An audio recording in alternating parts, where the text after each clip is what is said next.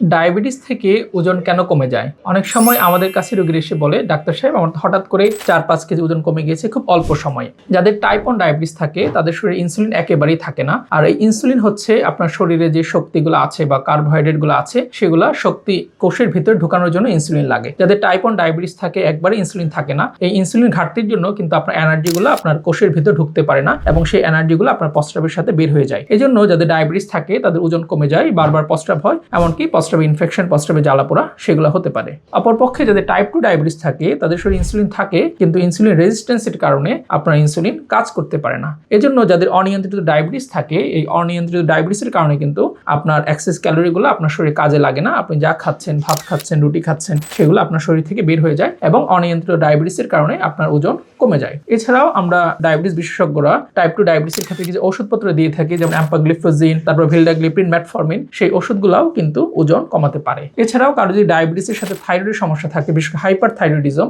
এই হাইপারথাইরয়েডিজমে কিন্তু শরীর মেটাবলিজম বেড়ে যায় এবং ওজন কমে যেতে পারে। এছাড়াও যাদের ম্যাল অ্যাবজর্পশন সিনড্রোম থাকে, যে আপনি খাবার দাবার খেলে শরীরে থাকছে না, বারবার ডায়রিয়া হচ্ছে বা খাবারগুলো পেট থেকে বের হয়ে যাচ্ছে, এই ধরনের রোগ থাকলেও কিন্তু আপনার ওজন কমে যেতে পারে। এছাড়াও যাদের ঘুম কম হয়, অনিদ্রা হয় বা রাত জাগেন বা বেশি পরিশ্রম করেন, এই বেশি পরিশ্রম করার কারণে এবং কম খাবার দাবার ইনটেক করার কারণে বা কম ক্যালোরি গ্রহণ করার কারণেও কিন্তু আপনার ওজন কমে যেতে পারে। এছাড়াও যাদের ডায়াবেটিসের সাথে টিবি রোগ আছে বা যাদের যক্ষা রোগ আছে, এই রোগের কারণে কিন্তু আপনার ওজন কমে যেতে পারে। তাই হঠাৎ করে ওজন কমে গেলে বা ওজন বাড়ছে না, এই ধরনের সমস্যা হলে অবশ্যই একজন হরমোন বিশেষজ্ঞ বা এন্ডোক্রাইনোলজিস্টের পরামর্শ নিন। ধন্যবাদ।